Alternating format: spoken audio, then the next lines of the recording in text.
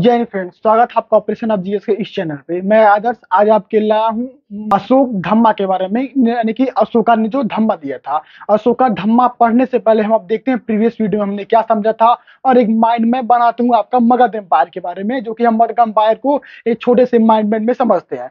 सबसे पहले हम देखते हैं उसका फाउंडर कौन था। चंद्रगुप्त मौर्य।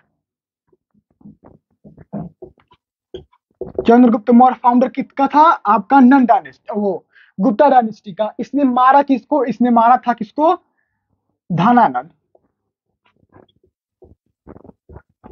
धनानंद कहाँ का शासक था? मगध का। और मगध में किसका शासक था? नंद वंश का, नंद डायनेस्टी का ये शासक था। इसके दो बेटे, इसके बेटे का क्या नाम था? बिंदुसारा। बिंदुसारा। और इसके बेटे का क्या नाम था? अशोका। इसके बेटे का नाम क्या था? अशोका। इसके गुरु का क्या नाम था? चाणक्य। चाणक्य। तो देखिए, चंद्रगुप्त मौर्य ने मारा किसको? धनानंद को। धनानंद शासक किसका था? मगध का। और मगध में कहाँ की डायनेस्टी थी? नन डायनेस्टी थी। और इसका बेटा आया बिंदुसारा, और बिंदुसारा के बाद इसका बेटा है अशोका। अशोका ने क्या लड़ा? कलिंग की लड़ाई। क्या लड़ी? कलिंग। कलिंग की लड़ाई लड़ी, और इसमें इसको बहुत सारा आहत पहुंचा। और इसने क्या किया? एक नया धम्मा चालू किया। धम्मा चालू किया। इस धम्मे का नाम क्या था? अशोका। तो ये एक माइंड मैप आपके लिए है जो आपको समझने में बहुत आसानी होगी। चंद्रगुप्त मौर्य ने धनानंद को मारा। धनानंद शासक किसका था? मगध एम्पायर में नंद डायनेस्टी का शासक था। चंद्रगुप्त मौर्य ने नंद डायनेस्टी के आखिरी राजा धनानंद को मार के नए वंश की स्थापना की। इसका नाम पड़ा चंद्रगुप्त मौर्य, यानी कि मौर्य डायनेस्टी। चंद्रगुप्त के गुरु का नाम था चाणक्य, और इसके बेटे का नाम था बिंदुसारा, और बिंदुसारा के बेटे का नाम था अशोका। अशोका द ग्रेट जिसको कहा गया। इसने कई सारी लड़ाइयां अपने बाप के समय में लड़ी, जब इसका बाप बिंदुसारा शासक था। ये कहाँ का था? गवर्नर। ये था गवर्नर उज्जैन। ये उज्जैन का क्या था? गवर्नर था। और ये अपने बाप के शासन में बहुत सारी लड़ाइयां लड़ी थी, लेकिन इतिहासकारों को इसने अपनी तरफ आकर्षित तब किया जब इसने कलिंग की लड़ाई लड़ी, यानी कि कलिंगा वार जब हुआ, जिसमें इसने 1.5 लाख से ज्यादा लोगों को मौत के घाट उतार दिया, जिसमें स्त्री पुरुष और छोटे बच्चे भी थे। जिसको देखकर इसके दिमाग पे बहुत ज्यादा असर पड़ा, जिसके कारण इसने उसके बाद तलवार न उठाने की कसम खाई। उसने कहा कि मैं जब तक अब अपना शासन करूंगा, उसके बाद मैं तलवार को हाथ में लड़ाऊंगा, यानी कि मैं कभी भी युद्ध नहीं लड़ूंगा। तो इसी वीडियो में हम अशोक धम्मा के बारे में पढ़ेंगे। अशोक ने धम्मा में क्या क्या कहा।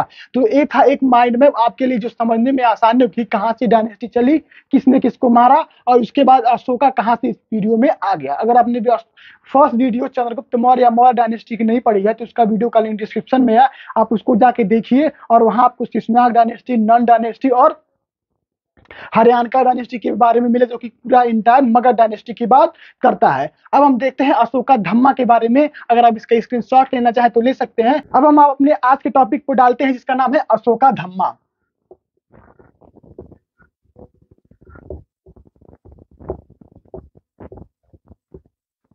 हम समझते हैं धम्मा मतलब होता क्या है। धम्मा है क्या? धम्मा मतलब है किसी चीज का प्रचार प्रसार करना। क्या करना? किसी चीज का प्रचार प्रसार करना। तो देखिए, अशोका ने कौन से धर्म को अपना, इसके बारे में हम देखिए। अशोका ने अपनाया कौन सा धर्म? बुद्धिज्म।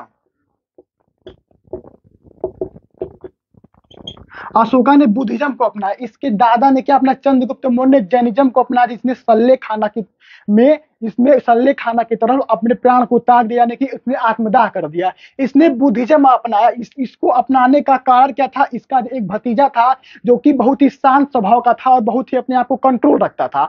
जब कलिंग की लड़ाई इसने लड़ी, तो ये बहुत सारा मानसिक आहत इसे पहुंचा, और ये हमेशा चुपचाप बैठा रहता था। एक दिन इसने अपने भतीजों को बुलाया और पूछा, तुम इतने शांत कैसे रहते हो? तो उसने बोला कि मैं एक धर्म है बुद्धिज्म, जिसके को मैं फॉलो करता हूँ, जिसके 10 धम्मास के बारे में मैंने पढ़ा है, उसके बारे में अपने जीवन पे अपनाया है, जिसकी वजह से मेरा दिमाग और मेरा जो इंद्रियां वो बिल्कुल कंट्रोल हो जाती हैं। तो इसने एक क्या किया? एक मॉन्ग, एक साधु को बुलाया, जिसके जो बुद्धिज्म का फॉलोअर था, और उस साधु का क्या नाम था? उपगुप्ता। क्या नाम था? उप गुप्ता। ये क्या था? ये बुद्धिस्ट मॉन्क था जिसने अशोका को बुद्धिज्म के बारे में बताया। तो देखिए, अशोका ने बुद्धिज्म को अपनाया अपने भतीजे के कहने पर, और उसके भतीजे ने एक मॉन्क को बुलाया बुद्धिज्म, जो बुद्धिज्म के बारे में अशोका को बताया। उसका क्या नाम था? उसका नाम था उपगुप्ता।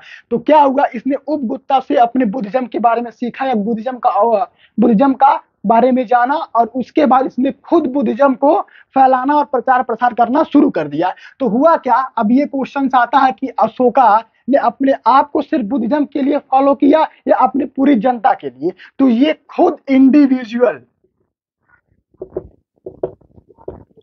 इंडिविजुअली इसने खुद बुद्धिज्म को माना। ये अपनी जनता को कभी भी प्रेशराइज नहीं किया कि आप भी बुद्धिज्म को मानिए। ये सभी धर्मों को बराबर अधिकार देता था। ये खुद बुद्धिज्म को फॉलो करता था, लेकिन जितने लोग हिंदू थे वो हिंदुज्म को फॉलो करें, जितने लोग मुस्लिम थे वो मुस्लिम धर्म को फॉलो करें, जो जैनिज्म को भी फॉलो करे। इसने किसी भी धर्म को दबाया नहीं। तो हमको क्या यहाँ से पता चलता है कि अशोका ने बुद्धिज्म को अपनाया, और ये अपने इंडिविजुअल अपनाया, और किसी को प्रेरित नहीं किया, किसी को प्रेशराइज नहीं किया कि आप भी बुद्धिज्म को अपनाइए। अब हम देखते हैं अशोका धम्मा के बारे में इसने क्या किया। धम्मा मतलब होता है प्रचार प्रसार। अब ये जब बुद्धिज्म को अपना लिया, तब ये करेगा बुद्धिज्म यानी कि बुद्ध धर्म का प्रचार प्रसार। और इसी के समय में क्या हुआ था, हमने अपने लास्ट वीडियो में पढ़ा था, जब हम बुद्धिज्म के बारे में पढ़ रहे थे, बुद्धिज्म की 4 काउंसिल्स थी। तो इसी के समय जो तीसरी काउंसिल हुई थी, क्या हुई थी?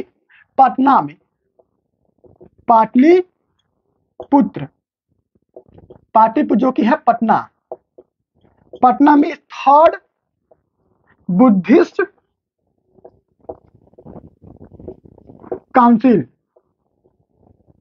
जो थर्ड बुद्धिस्ट काउंसिल थी, इसी के समय में हुआ था। वहां का शासक कौन था? अशोका के समय में एक थर्ड बुद्धिस्ट काउंसिल हुई थी, जो कि पटना में हुई थी। इसने बुद्धिज्म को अपनाया और बुद्धिज्म को प्रचार प्रसार किया। तो देखिए, बुद्धिज्म में अशोका धम्मा में इसने किया क्या? बुद्धिज्म के बारे में फैलाया कि बुद्धिज्म को कैसे फॉलो करूं, उनकी कौन कौन सी रिचुअल्स हैं, कौन कौन से तरीके हैं जो आपको मोक्ष की प्राप्ति कर सकता है, मोक्ष की तरफ ले सकता है। उन सभी चीजों को जो बुद्धिज्म में बताया गया, इसने अब उसके बाद अपने लोगों को बताना शुरू किया। तो ये है अशोका धम्मा के बारे में। अब हम देखें इसके डिटेल्स के बारे में कि इसने क्या क्या और कौन कौन सी चीजें अपने अशोक धम्मा यानी धम्मे में बताया लोगों को। अब हम इंपॉर्टेंट पॉइंट्स के देखते हैं अशोक धम्मा के बारे में। तो देखिए, पहला पॉइंट क्या है? Service to the father and mother, practice and the अहिंसा, law of truth, revenge to the teachers and the great treatment to relatives। देखिए, इसने किया क्या? इसने बुद्धिज्म को अपनाया और बुद्ध के धर्म के बारे में जाना। अब अपने लोगों को बुद्धिज्म के पाथ पे चलने को बोलता है, या उसके धर्म के बारे में अपनी जनता को बताता है। तो देखिए, service to the father and mother, अपने पिता और माता की ध्यान रखिए। प्रैक्टिस एंड द अहिंसा, और अहिंसा के मार्ग पे चलिए। लॉ ऑफ ट्रूथ, धर्म की स्थापना कीजिए, धर्म के बारे में चलिए, धर्म के बारे में बताइए। Revenge to the teachers and the great treatment to the relative, और अपने शिक्षक का अच्छे से व्यवहार कीजिए, और अपने लोगों से या अपने सके संबंधियों सही से रहिए। तो उसने फर्स्ट पॉइंट में ये बोला कि अपने माता पिता की सेवा कीजिए, माता पिता का ध्यान रखिए, अपने लोगों के बारे में जानिए, अपने अहिंसा के मार्ग पे चलिए, और सच्चाई पे रहिए, और अपने शिक्षक अपने लोगों के साथ अच्छे से व्यवहार कीजिए। उसके बाद इसका दूसरा प्लान है prohibition to the animal sacrifice and the festive gathering to the awarding experiences to the meaningless ceremony and rituals. Prohibition of animal sacrifice, हमने पढ़ा था बुद्धिज्म और जैनिज्म आया क्यों था? ब्राह्मणों को अस्तित्व को कम करने के लिए बुद्धिज्म और जैनिज्म दो नए धर्म आए थे। और उसका कम क्या करना था ब्राह्मणों का? कि ब्राह्मण ज्यादातर एनिमल सेक्रीफाइस यानी कि जानवरों की बलि देते थे। तो इसने कहा क्या? उसने फिर वही काम किया जो बुद्धिज्म में बताया गया है कि एनिमल सेक्रीफाइस यानी कि जानवरों की बलि ना दे, अपने लोगों से मिले, गैदरिंग कम करे, और एक मीनिंगफुल रिचुअल्स जो होती हैं बड़े बड़े चीजें दिखाने के लिए, उसको कम से कम किया जाए, और कम चीजों में लाइफ को अच्छे से जिया जाए। इसकी इसने अपने सेकंड धम्मे में बोला। उसके बाद क्या बोला? Effective organisation in the direction of the social welfare and the maintenance of the constant contact with the people throughout the system of dhamma, और अपने से ज्यादा लोगों को इकट्ठा किया जाए, ज्यादा से ज्यादा लोगों को बनाया जाए, एक धर्म यात्रा की तरह, जैसे सभी लोग आके इस धर्म को जुड़े। तो हुआ क्या? इसने अपने बुद्धिज्म को अपनाया, लेकिन अपनी जनता को कभी फोर्स नहीं किया कि आप बुद्धिज्म को अपनाइए या आप बुद्धिज्म में आ जाइए। और सभी लोग इंडिपेंडेंस या सभी लोग स्वतंत्र थे। अगर वो बुद्धिज्म को फॉलो करना चाहे तो फॉलो कर सकते थे, और अगर नहीं फॉलो करना चाहते हैं तो नहीं फॉलो कर सकते थे। आपने सुना होगा पुराने जमाने जमाने में ये होता था कि जो महामंत्री होता था उसको अमात्य कह के बुलाया जाता था। तो इसने जो उसके कलिंग की लड़ाई में जिसने 1.5 लाख लोगों से ज्यादा मौत के घाट उतार दिए, इसमें स्त्री और पुरुष और बच्चे भी थे, तो इसने महिलाओं की सुरक्षा के लिए एक नए पद की स्थापना, इसका नाम हो गया महिला अमात्य। देखिए, अमात्य हो गया पुरुष का और महिला अमात्य मतलब जो महिलाओं को रिप्रेजेंट करेगी। तो इससे अपने समय में बहुत सारे लोगों के लिए, अब खासकर महिलाओं के लिए बहुत सारे नए नए चीजें निकाली ताकि उनकी जो समाज में उनका अस्तित्व है उसको सुधारा जा सके। और इसने अपने बेटे और अपने बेटी को श्रीलंका में भेजा ताकि वहां भी उसके धर्म का प्रचार प्रसार हो सके, जिसके तहत आज भी श्रीलंका में ज्यादातर बुद्धिज्म बसे हुए हैं वहां पे श्रीलंका में। इसने कई सारे अपने एडिक्ट्स करे, यानी कि पत्थरों पे नक्काशी कराई, जिसमें अलग अलग जगहों पे इसने अपने बारे में बताया कि मैंने क्या क्या किया और कौन से लोगों को इसके धम्म के बारे में पता चले। तो ये था अशोक के धम्मा के बारे में, उसने कैसे कैसे धम्मा अपनाया, क्या उसका बैकग्राउंड था, हमने पिछले वीडियो में क्या पढ़ा था। अगर आपको वीडियो समझ में आया हो तो प्लीज वीडियो को लाइक कीजिए, चैनल को सब्सक्राइब कीजिए। अब हम देखते हैं कि मौर्य अंपायर आखिर डिक्लाइन क्यों हो गया। जैसे कोई भी वंश चला, जो चंद्रगुप्त मौर्य ने उसको स्टार्ट किया और धीरे धीरे वो वंश खत्म होगा और नए वंश की शुरुआत हुई। तो ये था जो 3 मेन इंपॉर्टेंट थिंग थे चंद्रगुप्त मौर्य, उनका लड़का बिंदुसारा और उसका लड़का अशोका। अब इसके बाद छोटे मोटे और राजा, इसके मरने के बाद क्या होगा, छोटे मोटे और राजा आएंगे और नए डायनेस्टी के जो किंग होगा वो इसके आखिरी राजा को मार के नए वंश की स्थापना करेगा। तो अब हम देखते हैं कि आखिर मौर्य अंपायर या मौर्य वंश डिक्लाइन कैसे हुआ, कैसे अपने बर्बादी या समापन की ओर कैसे बढ़ गया, क्यों ये धीरे धीरे समाप्त हो गया। हम पढ़ते हैं इसके बारे में कि मौर्य अंपायर क्यों डिक्लाइन कर गया, यानी कि कैसे उसका पतन हुआ। तो देखिए, क्योंकि 3 इंपॉर्टेंट रीजन थे जिसकी वजह से मौर्य अंपायर डिक्लाइन हो गया। सबसे बड़ा था कि weak rulers after Ashoka, Ashok के बाद जो शासक आए वो काफी वीक शासक थे। अशोक और चंद्रगुप्त और बिंदुसारा की तरह प्रभावशाली शासक नहीं थे जो अपने आसपास के राजाओं को कंट्रोल कर सके। उसके बाद प्रॉब्लम गए फाइनेंशियल प्रॉब्लम्स आई। उसके बाद आयरन क्राइसिस, हम इसको समझते हैं। देखिए, ये है आपका इंडिया का मैप, सॉरी ये आपका इंडिया का मैप है। तो इंडिया पूरा यहाँ अखंड भारत था और मगध स्पेशली यहाँ था। अगर हम बात करें, इसको और बड़ा करते हैं, इसको छोटा करते हैं। देखिए, ये मान लीजिए आपका इंडिया था, ऐसे ऐसे करके अब अखंड भारत यहाँ तक बिल्कुल था। अखंड भारत जब यहाँ तक था और इस हिस्से में आयरन की खेती, आयरन ज्यादा पाया जाता था, जो कि हमारा थर्ड पार्ट है। तो देखिए, धीरे धीरे जब औजार बढ़ने लगे, जब सेना बढ़ने लगी, तो जाहिर सी बात, जब सेना बढ़ेगी तो उसके बाद आपको उसके लिए हथियार चाहिए, उसके लिए टूल्स चाहिए, तलवार चाहिए, धनुष चाहिए, तीर चाहिए। तो यहाँ से आयरन को ज्यादा से ज्यादा निकालने का प्रोसेस चालू हो गया, जिसकी वजह से इसको आयरन की क्राइसिस चालू हो गई। अपनी सेना के लड़ने के लिए आयरन की क्राइसिस चालू हो गई और जिसकी वजह से इसके फाइनेंशियल कंडीशन बिल्कुल खराब होने लगी।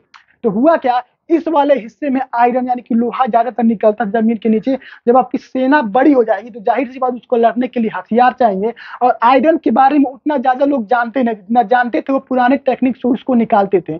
तो आयरन की क्राइसिस की वजह से होता क्या था, हो सकता है ये अपनी सेना के लिए भी इस्तेमाल करता होगा लोहे से बनी हुई चीजें, और दूसरी कंट्री या दूसरे राजाओं को एक्सपोर्ट करता होगा, यानी कि भेजता होगा और उससे पैसा लेता होगा। तो इसके कारण आयरन की जब कमी आ गई तो जाहिर सी बात का फाइनेंशियल प्रॉब्लम, यानी कि एक्सचेंज इसके पास कम हो गया। अब इस भाषा में समझिए कि विदेशी से जो पैसा आ रहा था इसके पास वो आना बंद, इसके पास गुड्स या वो सामान नहीं है जो विदेशों में बेच सके। और उसके बाद आयरन क्राइसिस के कारण इसका फाइनेंशियल प्रॉब्लम्स बढ़ने लगा। दूसरा कारण क्या था, अब इसके बारे में देखते हैं। दूसरा कारण ये था कि इसके बाद फॉरेन इन्वेडर्स यानी कि बाहर से दुश्मन आना चालू हो गए। अशोका के बाद क्या हुआ, ईस्टर्न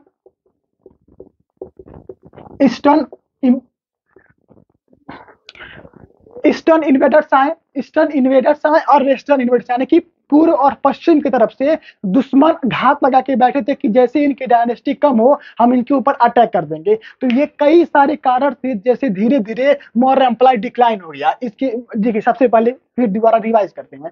इसके बाद स्ट्रॉन्ग रूलर्स नहीं आए अशोका के बाद, इसको आयरन की क्राइसिस होने की वजह से इसका फाइनेंशियल प्रॉब्लम धीरे धीरे बढ़ने लगा और ईस्टर्न और वेस्टर्न साइड से इसके फॉरेन इन्वेडर्स यानी कि बाहर से जो राजा थे वो धीरे धीरे अटैक करना चालू कर दिए। तो ये कुछ इंपॉर्टेंट पॉइंट थे कि मौर्य एम्पायर क्यों डिक्लाइन कर गया। अब हम देखते हैं इसके एडमिनिस्ट्रेटिव के बारे में, इसने कौन कौन से पद और किस किस नाम पे दिए थे उसके बारे में हम चर्चा करते हैं। अब हम मौर्य एम्पायर के एडमिनिस्ट्रेशन के बारे में देखते हैं कि इसने अलग अलग लोगों को अपने अलग अलग पद पे किस नाम से बैठाया था, उस जमाने में क्या नाम थे और उसका क्या मतलब होता है, जो कि एग्जाम से बहुत बार पूछता है। मैच द फॉलोइंग में देखिए, सीता अध्यक्ष, इसका मतलब सुप्रिंटेंडेंट ऑफ एग्रीकल्चर, जो सुप्रिंटेंडेंट ऑफ एग्रीकल्चर जो अपने राज्य में खेती वगैरह के बारे में देखेगा, उसके बारे में जानकारी निकालेगा, उसको कहा गया सीता अध्यक्ष। नाव अध्यक्ष, नाव शब्द से आप समझ सकते हैं शिप, नाव अध्यक्ष यानी कि शिप का अध्यक्ष कहा गया सुप्रिंटेंडेंट ऑफ शिप। उसके बाद लौह अध्यक्ष, लौह अध्यक्ष मतलब लोहा। उसके बाद पुथवा अध्यक्ष मतलब वेट और मेजरमेंट, पुथवा अध्यक्ष मतलब वेट और मेजरमेंट। उसके बाद आता है अकारा अध्यक्ष मतलब माइंस, जो माइंस की देखभाल करेगा उसको अकारा अध्यक्ष। दो वेट और मेजरमेंट का जो सुप्रिंटेंडेंट सबसे बड़ा अधिकारी होगा उसका कहा गया पुथवा अध्यक्ष। लौह अध्यक्ष मतलब जो आयरन के बारे में, आयरन कितने निकले, कहाँ से निकले, उसके बारे में जानकारी देगा राजा को, सबसे बड़ा एडमिनिस्ट्रेटिव या सबसे बड़ा अधिकारी होगा। उसका नाव अध्यक्ष जो नाव यानी कि नाव बनाएगा, नाव के बारे में जानकारी देगा, कौन कौन सी नई तकनीक आए, कौन कौन से काम हुए, इसके बारे में राजा को अख्तियार करेगा। और सीता अध्यक्ष मतलब सुपरिटेंडेंट ऑफ एग्रीकल्चर, जो एग्रीकल्चर के बारे में देखेगा। तो हमने फर्स्ट वीडियो में पढ़ा था चंद्रगुप्त मौर्य के बारे में, बिंदुसारा के बारे में और अशोका के बारे में। इस वीडियो में हमने सबसे पहले क्या पढ़ा, उसके बैकग्राउंड के बारे में, उसके बाद अशोका धम्मा के बारे में, उसके लड़कों के बारे में, उसके भतीजे के बारे में, और उसने कौन कौन से धम्मे को अपनाया, कौन के धर्म को फॉलो किया, इसने बुद्धिज्म को फॉलो किया। उसके बाद हमने देखा कि क्यों डिक्लाइन हुआ मगध एम्पायर, यानी कि मौर्य एम्पायर क्यों डिक्लाइन हो गया, उसको हमने एडमिनिस्ट्रेटिव के बारे में देखा। ये था हमारा कंप्लीट चंद्रगुप्त मौर्य या मौर्य एम्पायर के बारे में। अगर आपको वीडियो अच्छा लगा हो प्लीज वीडियो को लाइक कीजिए, चैनल को सब्सक्राइब कीजिए और साथ ही साथ बेल आइकन दबाइए, ताकि जब भी हम वीडियो अपलोड करें नोटिफिकेशन सबसे पहले आपके पास पहुंचेगा। अगर आपको कुछ पूछना है तो प्लीज कमेंट बॉक्स में जरूर डालिए, मैं उसका जरूर जरूर आंसर दूंगा कि आपके क्वेश्चन का। और आपको ये भी बताएं कि आपको वीडियो कैसा लगा। तब तक बने रहिए हमारे साथ। जय हिंद।